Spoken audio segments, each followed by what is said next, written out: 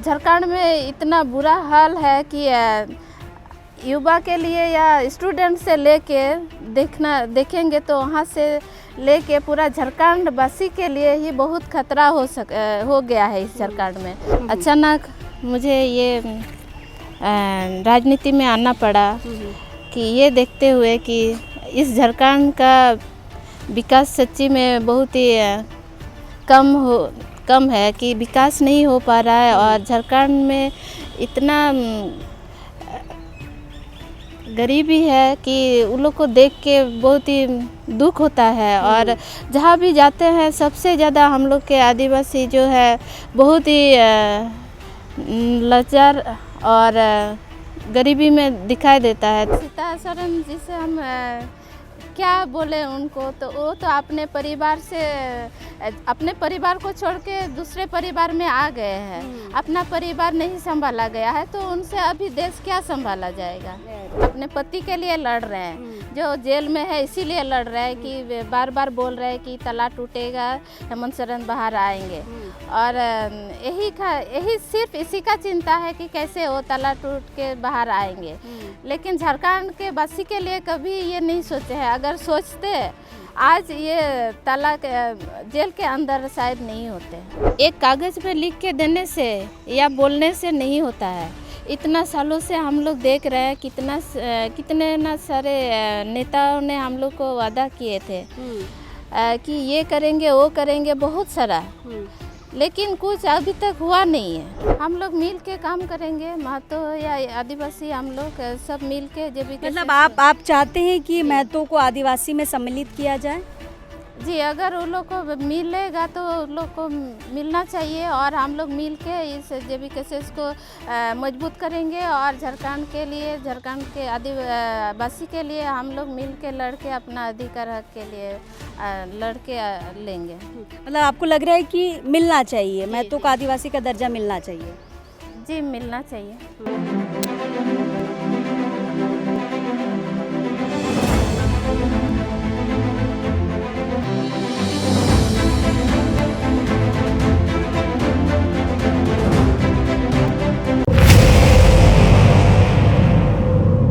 झारखंड के साथ साथ पूरे देश में लोकसभा चुनाव अपने अंतिम चरण पर है। आपको पता है कि झारखंड में 14 सीटें हैं, उनमें से 11 संसदीय सीटों पर चुनाव संपन्न हो चुके हैं। 3 संसदीय सीट यानी कि गोड्डा, दुमका और राजमहल में 1 जून को चुनाव होने हैं। और इस बार के लोकसभा चुनाव में आपने देखा होगा कि झारखंड की जो राजनीति है थोड़ी सी उथल पुथल हुई है। लोग एक दल से दूसरे दल में गए हैं और उनके साथ साथ एक थर्ड फ्रेम भी लोगों को नज़र आया है इस लोकसभा चुनाव में। यानी कि हम बात कर रहे हैं जेबी केसेस की, जिसे झारखंड की राजनीति में तीसरा विकल्प समझा जा रहा है। फिलहाल जेबी केसेस जो है ये 7 संसदीय सीटों पर अपने उम्मीदवार को उतारा है, उसमें से एक दुमका सीट भी है। यानी कि जेबी केसेस ने महिला प्रत्याशी पे यहाँ पे भरोसा जताया है और यहाँ की प्रत्याशी का नाम है बेबी लता टुडू। फिलहाल बेबी लता टुडू के बारे में खासा जानकारी तो लोगों को नहीं है, क्योंकि बहुत लास्ट टाइम में इस प्रत्याशी के नाम की घोषणा हुई थी। मंचों पे भले लोग इनको समझ रहे हैं, देख रहे हैं, इनके बातों को सुन रहे हैं, लेकिन पर्सनली उतनी ज़्यादा जानकारी लोगों में नहीं है बेबी लता को लेके। फिलहाल हम अभी हमारी जनमन यात्रा गोड्डा पहुंची है और बेबी लता जी से हमारी मुलाकात हुई है, तो बातचीत करेंगे हम इनके साथ। बेबी लता जी हमारे साथ हैं। सबसे पहले दीदी जोहार। जोहार, आपका चैनल को बहुत बहुत धन्यवाद। जोहार दीदी, बहुत मंचों से हमने आपको देखा है, टाइगर जयराम महतो भी यहाँ पर आए थे। आप लोग मंच से लोगों को संबोधित तो कर रहे हैं, अपनी बातों को ला रहे हैं, लेकिन आप ऐसे प्रत्याशी हैं जिनके बारे झारखंड के लोग यानी कि जेबी केसेस के अलावा बाहर के जो लोग हैं वो बहुत कम जानकारियाँ रखते हैं। राजनीतिक बात हम करेंगे, लेकिन सबसे पहले हम थोड़ी आपके बारे हम जानना चाहेंगे। कहाँ से ये सफ़र आपकी शुरुआत हुई? पहले आप राजनीति में आने से पहले आप क्या करते थे? सबसे पहले जोहार, मैं तो पहले हाउस वाइफ ही हूँ। इसके बाद मैंने नर्सिंग भी किए हैं, नर्स का काम भी किए हैं। फिर जो ब्यूटिशियन कोर्स भी किए हैं, वो काम भी मैंने किए हैं। हम लोग थोड़ा चलते हुए बातचीत करते हैं दीदी। तो ये सब काम तो मेरा घर में चलता था और करते थे। तो अचानक मुझे ये राजनीति में आना पड़ा कि ये देखते हुए कि इस झारखंड का विकास सच्ची में बहुत ही कम है, कि विकास नहीं हो पा रहा है और झारखंड में इतना गरीबी है कि उन लोग को देख के बहुत ही दुख होता है। और जहाँ भी जाते हैं सबसे ज़्यादा हम लोग के आदिवासी जो है बहुत ही लाचार और गरीबी में दिखाई देता है। तो उन लोग के लिए कुछ हम करना चाहते हैं। पहले से मेरा मन भी था कि हम समाज सेवा करें, तो करें तो कैसे करें। तो ये मन में बहुत आता था कि अगर हम किसी को सेवा करें तो कहाँ से शुरू करें। तो जब ये मौका मुझे मिला इस JBKSS से, तो अपने आप पर बहुत ही मुझे अच्छा उम्मीद दिखाई दिया यहाँ से कि यही एक जगह है कि हम समाज के लिए कुछ कर सकेंगे या हम करेंगे। तो मतलब एक सिंपल आप हाउसवाइफ हैं, फिर धीरे धीरे लगा कि समाज सेवा करना चाहिए, फिर लगा राजनीति में आना चाहिए, तो कहाँ से शुरुआत करें। तो आपने JBKSS के विचारधारा पे जाना अच्छा समझा। क्या ऐसी चीज़ें हैं JBKSS की जो आप उससे प्रभावित हुए, ऐसा लगा कि नहीं BJP कांग्रेस या JMM के अलावा भी कोई है जहाँ से आपकी विचारधारा मिलती है? कौन सी वो विचारधारा थी जिसमें से लगा कि मैं इस पार्टी में जा सकती हूँ? जी, इस झारखंड में हम लोग के बहुत सारे पुराने पार्टी को देखे। राष्ट्रीय नेता पार्टी है आपका BJP, इधर है आपका JMM। लेकिन दोनों पार्टी को हम लोग देखे इतना सालों से। झारखंड अलग हुए 26 साल हो गया है, लेकिन कोई इसमें अच्छा काम या कोई विकास परिवर्तन दिखाई नहीं दिया। तो इसमें हम लोग देखे JBKSS एक ही पार्टी है जो हम लोग के झारखंड के वासी के लिए मतलब इतना आवाज़ उठा रहे हैं, सबका अधिकार हक का बात कर रहे हैं, सबके लिए बहुत लड़ रहे हैं। तो हमको लगा कि नहीं, यही एक पार्टी है जो एक झारखंड का अच्छा हो सकता है, अच्छा झारखंड के लिए अच्छा है, झारखंड वासी के लिए भी बहुत अच्छा मौका है कि हम लोग इस पार्टी से अच्छा काम कर सकते हैं। तो मतलब लगा कि जो बाकी पार्टियां नहीं कर सकती हैं वो JBKSS कर सकता है। जयराम महतो की कुछ बातें बताइए, आपके अध्यक्ष हैं। क्या ऐसी चीज़ें हैं जो आपको प्रभावित की? क्योंकि नेता जो आला कमान होता है वो सबसे ज़्यादा प्रभावित करता है किसी भी पार्टी के लिए, ताकि लोग वहाँ उस पार्टी को ज्वाइन करें। तो आपको जयराम महतो में क्या ऐसी खास चीज़ें लगी कि आपको लगा कि नहीं, ये सही नेता है, मुझे इन्हीं के साथ जुड़ के काम करना है? जी, अब सही, बिल्कुल अच्छा सवाल किया है। टाइगर जयराम दा तो एक बहुत ही गरीबी और किसान घर के बेटे हैं और ज़्यादा उम्र भी नहीं है उनका। पढ़ने लिखने लड़का थे, अच्छा ही वो अपना पढ़ाई कर रहे थे। लेकिन झारखंड का इतना मतलब झारखंड में इतना बुरा हाल है कि युवा के लिए या स्टूडेंट से लेके देखेंगे तो वहाँ से लेके पूरा झारखंड वासी के लिए ही बहुत खतरा हो गया है इस झारखंड में। तो यहाँ आवाज़ उठाने वाला कोई था नहीं।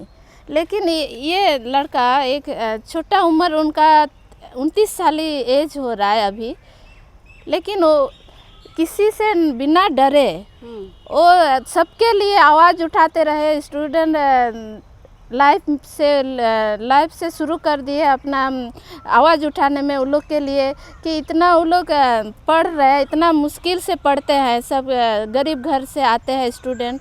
झारखंड में तो सबसे ज़्यादा गरीबी है और पढ़ने लिखने के लिए वो लोग जाते हैं बाहर, लेकिन कितना मुश्किल से घर से उन लोग के लिए पढ़ने के लिए मतलब पैसा मिलता है। और पढ़ लिख के भी इतना डिग्री ले के भी उन लोग को रोज़गार के लिए सोचना पड़ता है। और इतना सारा उन लोग एग्ज़ाम में बैठते हैं, लेकिन कोई सफल नहीं हुए हैं, एक भी सक्सेस नहीं हुआ है कि किसी को रोज़गार वहाँ से मिल सके। तो इसमें ये टाइगर दा इतना उन लोग के लिए आवाज़ उठाते हैं, हमेशा आंदोलन करते रहे स्टूडेंट के लिए कि ये सब ना हो। सब स्टूडेंट इतना परेशान में रहते हैं, कोई आवाज़ नहीं उठाते, लेकिन वो आगे आके सबको जागरूक किए, नहीं हम लोग को अपना अधिकार लेना है और क्यों नहीं होगा, हम लोग को रोज़गार क्यों नहीं मिल सकता है। तो वो आगे आए एक लीडरशिप बन के, तो यही से उनको चुना गया कि नहीं, आप अगर इतना कर रहे हैं हम लोग के लिए, तो आप तो बहुत कुछ हम लोग के लिए, इस झारखंड वासी के लिए, इस झारखंड के लिए आप तो बहुत काम कर सकते हैं, आपको पूरा झारखंड के लिए लड़ना होगा। तो यही से उनका एक राजनीति में आना शुरू हो गया है, शुरुआत हुआ है। और यही अच्छा लगता है कि उनका कि हम स्टूडेंट से लेके पूरा झारखंड वासी के लिए वो सोच रहे हैं कि सबको अपना हक अधिकार मिले।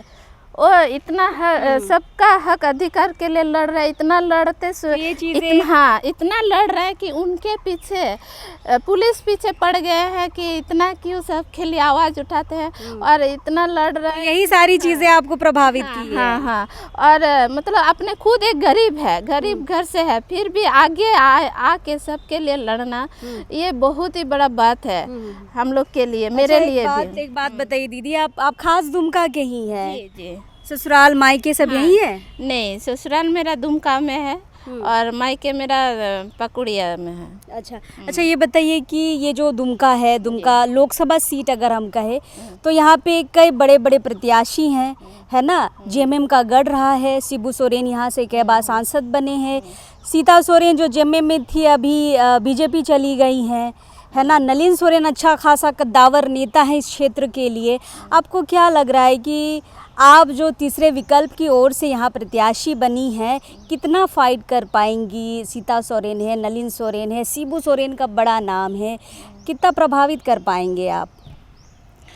जी बिल्कुल, वो नहीं बता पाएंगे कि वो लोग बहुत ही बड़े पार्टी है और बहुत ही पुराने पार्टी से है, लेकिन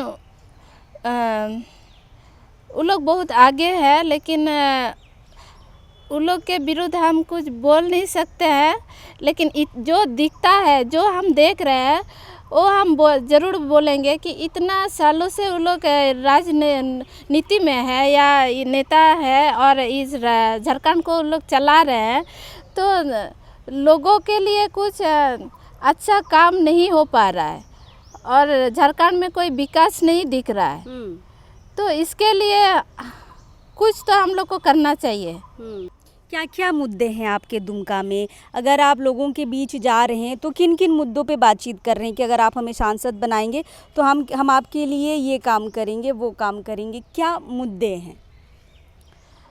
हम लोग का इस पार्टी में यही मुद्दा है कि हम इस इतना सालों से खतियानी लागू नहीं हो पाया, तो पहले हम लोग ये खतियानी लागू हो नियोजन। आप 1932 की बात कर रहे हैं? जी। लेकिन कई मंचों से हम जब देख रहे हैं, जब आपकी राजनीतिक रैलियां चल रही है, मंच पे आप लोग जा रहे हैं, 1932 की जो बात है वो निकल के नहीं आ रही है। 32 शब्द कहीं खो गया है इस चुनाव में। मतलब हम जेबीकेएसएस की बात करेंगे, आप ज़रूर कह रहे हैं कि यहाँ पे ये लागू होना चाहिए, यानी कि विस्थापन नीति लागू होना चाहिए, नियोजन नीति लागू होना चाहिए, रोज़गार नीति लागू होना चाहिए, लेकिन 32 की जो बात है जिससे जेबीकेएसएस अस्तित्व में आया, वो कहीं भी राजनीतिक मंच से सुनाई नहीं दे रहा। 32 कहीं खो गया है, क्या कहेंगे इस पर?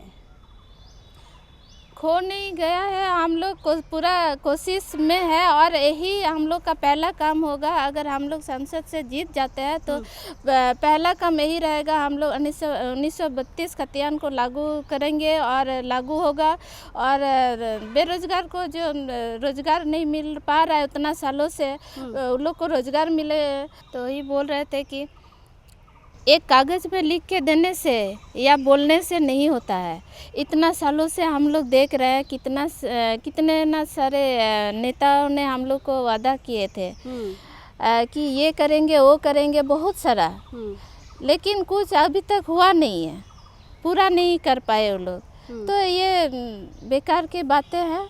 जो हम लोग मुंह से बोले हैं या कहीं पे भी हम लोग के टाइगर दा भी बोलते हैं सभा में कि उन्होंने इतने बड़े जो बात बोले हैं कि अपना वेतन जो है उसमें से 75% वो अपने गरीबों में दान मतलब करेंगे। सांसद की जो सैलरी आएगी उसमें से 75% वो जनता को दे देंगे। जी, आपका भी यही राय है? जी जी बिल्कुल, जो दादा का विचार है वही मेरा भी विचार है। मैनिफेस्टो के बारे कुछ बोल रहे थे आप? हाँ, तो यही बात है कि सिर्फ बोलने से नहीं, हम लोग लिखने से नहीं होता है। हम लोग जो बोल रहे हैं बस वो पूरा करेंगे हम लोग। और जो गांव-गांव में जो शिक्षा का व्यवस्था नहीं है उन लोग के लिए भी हम लोग शिक्षा के लिए पूरा व्यवस्था कर देंगे। और एक भी अशिक्षित ना रहे, अगर शिक्षित रहे सब कोई तो हर झारखंड में विकास होगा। अच्छा ठीक है, आप लोग बोले कि लिखे हुए वादे भी कभी कभी पूरे नहीं होते, तो जो बोल रहे हैं हम उन्हें पूरा करेंगे। लेकिन अगर पब्लिक कल को 5 साल के बाद आपसे हिसाब मांगे कि मैडम आपने 5 साल क्या काम किया है, तो वो लिखित एक दस्तावेज बन जाता है, तो आप भी लोगों को एक रिपोर्ट दे पाते हैं कि देखिए हमने ये वादा किया था, हमने ये पूरा किया है। वर्बली ऐसे तो कोई सबूत नहीं रह जाता है। मतलब वर्बली लोग कहते हैं अरे बोल दी, लिखित तो कुछ दिए नहीं है। अगर ऐसा बात है, हम संसद जीत जाते हैं तो वो लिख के हम देंगे भी और वो पूरा भी करेंगे और दिखाएंगे भी। चलिए बहुत बढ़िया। अच्छा एक बात बताइए, यहाँ पे जो सीता सोरेन है बीजेपी में आ गई हैं, है ना, आप भी महिला हैं, तो कितना टक्कर दे पाएंगे मैडम, क्या लग रहा है? जयराम है तो गिरिडीह में तो बढ़िया टक्कर दिए हैं, यहाँ पे आपका टक्कर कैसा है? टक्कर तो देना ही पड़ेगा, तब ना हम लोग दिखा पाएंगे अपना जेबी से क्या कर पा रहे हैं या क्या काम करेंगे। सीता सोरेन जी से हम क्या बोले उनको, तो वो तो अपने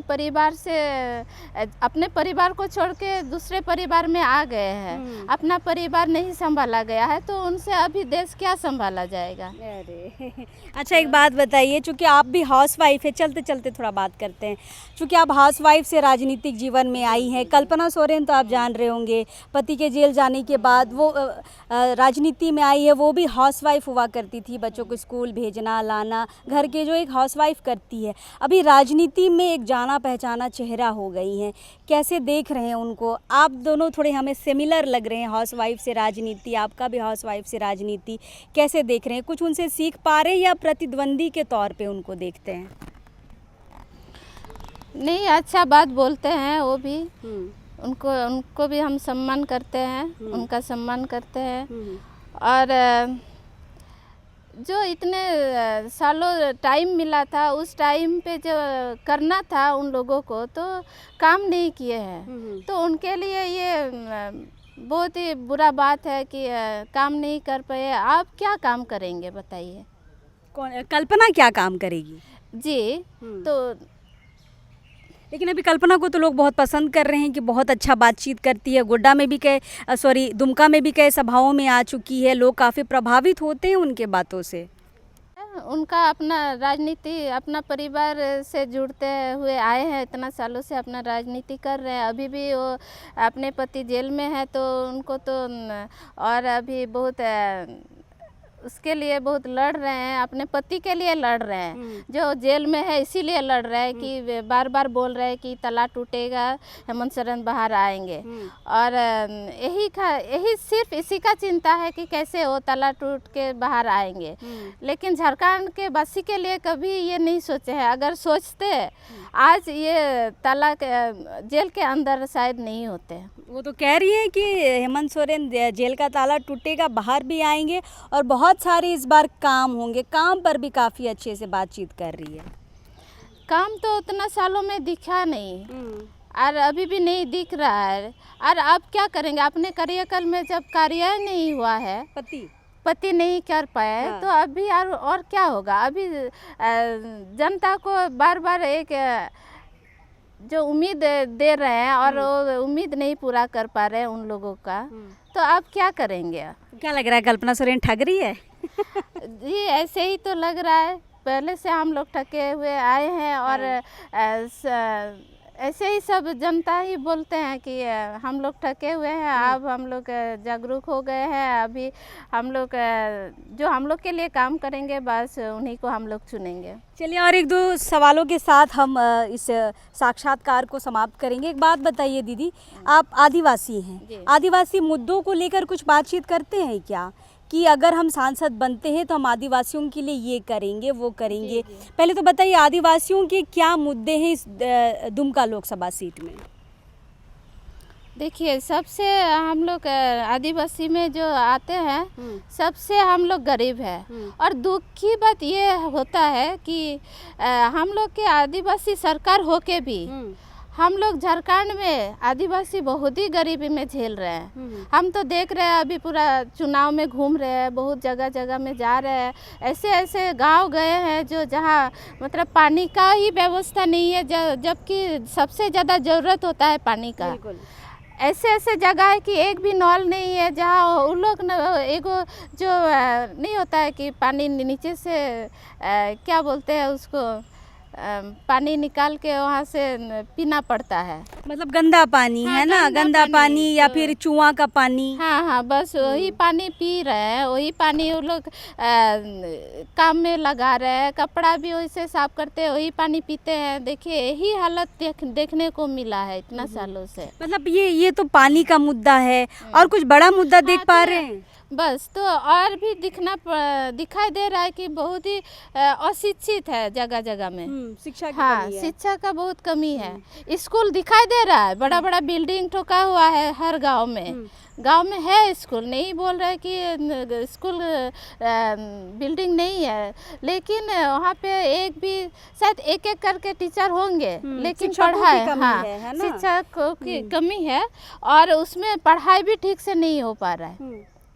तो ये सब कमी के चलते ठीक से पढ़ाई नहीं कर पाते हैं गांव में। अच्छा, एक बात बताइए दीदी, कि पूरे झारखंड में लगभग आदिवासियों का सबसे बड़ा मुद्दा अभी जो है इस नल, इस शिक्षा से भी ऊपर लोग अगर देख रहे, चूँकि हम 14 विधानसभा लोकसभा में हमने घूमा है, हमारी यात्रा गई है, हम ये कह रहे हैं कि सबसे ज़्यादा आदिवासियों के लिए मेन मुद्दा है सरना धर्म कोड।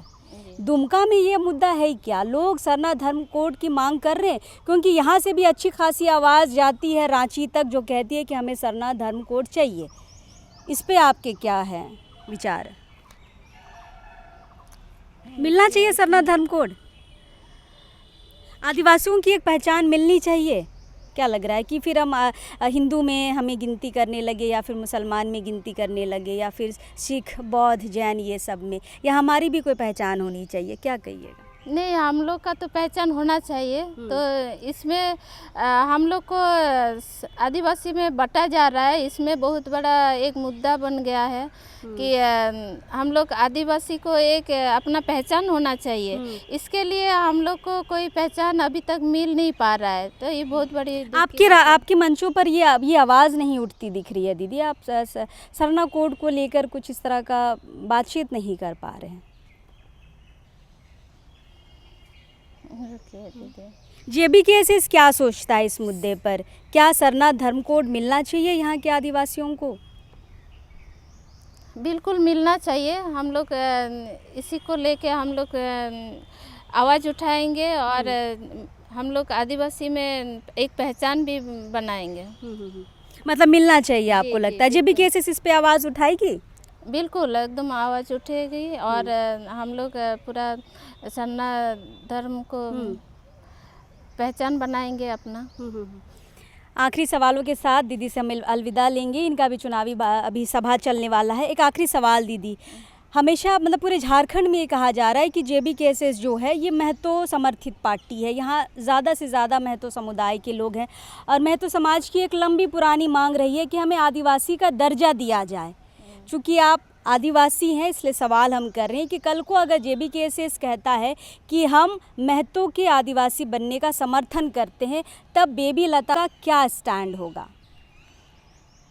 देखिए, ये मेरे बोलने से या किसी के बोलने से नहीं होगा कि उन लोग को महतो को ST दर्जा मिलना चाहिए कि नहीं। ये तो संविधान तय करते हैं। अगर उन लोग को मिलना है या मिलेगा तो कोई हम लोग कुछ इसमें बोल नहीं सकते हैं, क्योंकि उन लोग को संविधान से ही अधिकार है मिलने का। नहीं, हम ये कह रहे हैं कि JBKSS है ना, जिसे कहा जाता है कि महतो समर्थित पार्टी है, मतलब अधिकतर लोग यहाँ महतो समुदाय के हैं, है ना। अगर वो पार्टी अगर कहती है, चूँकि आप उस पार्टी के हैं, वो पार्टी कहती है कि हम इसका समर्थन कर देते हैं, हमारा पूरा समर्थन रहेगा, तब एज आ आदिवासी आपका क्या स्टैंड होगा? हम बस ये जानना चाह रहे हैं। हम लोग मिल के काम करेंगे, महतो या आदिवासी हम लोग सब मिल के JBKSS। मतलब आप चाहते हैं कि महतो को आदिवासी में सम्मिलित किया जाए?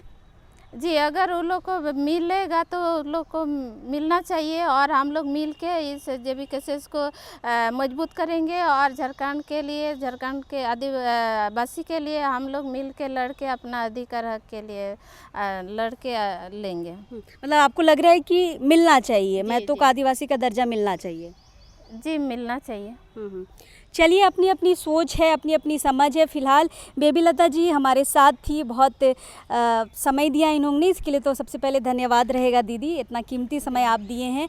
और ख़ासकर हम मैडम के पास इसलिए आए हैं क्योंकि हम भी बहुत कम समझ पाए हैं, जितने भी प्रत्याशी है JBKSS के, जितने भी क्षेत्रों में हैं, उनसे लगातार बात होती रही है। थोड़ा बहुत आंदोलन के दौरान उनको हम समझ पाए हैं, लेकिन दीदी बहुत सडनली इस इलाके के लिए निकल कर आई हैं, अपना सेवा भाव यहाँ पर समर्पित कर रही हैं, लोगों के बीच जा रही है, वोट की अपील कर रही है, और अच्छी खासी जनता यहाँ पे इनको पसंद भी कर रही है, चूँकि महिला है, अच्छा काम भी कर रही है और इमोशनली लोगों से अटैच भी हो पा रही है।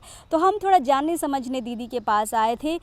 सिंपल एक घरेलू महिला है, थोड़ा सा इनको सोशल वर्क में इंटरेस्ट था, उसके बाद इन्हें लगा, जयराम महतो के विचारधारा से ये लगा कि नहीं, अच्छी पार्टी है, अच्छे विचारों पे काम कर रही है, अच्छे मुद्दों पे काम कर रही है, तो हम उनके साथ काम करेंगे। तो दीदी ने JBKSS ज्वाइन किया और उनको दुमका लोकसभा सीट से प्रत्याशी बनाया गया है। जयराम महतो भी यहाँ पर आए थे, काफ़ी सभाएं यहाँ पर की हैं साथ में, और लोगों का अच्छा खासा समर्थन मिल रहा है। फिलहाल क्या होगा, जीत और हार, ये तो कहने वाली बात है, लेकिन एक तीसरा विकल्प जो मैंने शुरू में भी कहा था कि JBKSS को लोग झारखंड की राजनीति में तीसरा विकल्प समझ रहे हैं। यह विकल्प दुमका में कितना असरदार होगा, ये तो 4 तारीख को ही पता चलेगा। फिलहाल दीदी कुछ अपने दर्शकों को कुछ कहना चाहेंगे आपको वोट अपील के लिए? बिल्कुल, चलिए, हम आप लोग हमको आशीर्वाद दीजिए, हम संसद में जीत जाए और झारखंड वासी के लिए कुछ कर सके, और जो मुद्दा है हम लोग का, उसी मुद्दे पे हम लोग ज़रूर पूरा करेंगे। सबको जोहार, और आप लोग हम मुझे सहयोग कीजिए। क्या छाप मिला है दीदी? गन्ना किसान छाप है मेरा, 14 नंबर बटन है। संथाली आता है दीदी? जी बिल्कुल। हाँ, संथाली में एक अपील कर दीजिए दुमका वासियों को। जतो को जोहार इन से खोय माँ आदो बुया को झारखंड अगर बंचाव बो मैंने खाए, झारखंड परिवर्तन विकास बो हुदी से खाए मौज हुई लगी, तो माँ आपे जतो को एभेनो तबुन पे, और टाइगर जयराम दो अकाटा पार्टी कान जतो हर सहयोग माले पे, ताकि आबू हजू दिन बो आबू हक अधिकार बो नाम दाड़िया, और आबू नया झारखंड नया झारखंड बो बिना दाड़िया। माँ जतो को एभेनो तबुन पे, जतो को जोहार, और वोट कते जितोइन तबुन पे, जतो को अड़ी जोहार सरहा। चलिए, बहुत प्यारी है दीदी, बहुत अच्छे से बातचीत भी करती है। धन्यवाद, जोहार रहेगा। दुमका में हमारी जनमन यात्रा चल रही है, दीदी से हम लोग मिलने आए थे। कोशिश करेंगे इसी तरह से जो उम्मीदवार है उनसे हम बातचीत करें, उनको थोड़ा समझने और जानने की कोशिश करें। धन्यवाद दीदी, जोहार रहेगा। जोहार।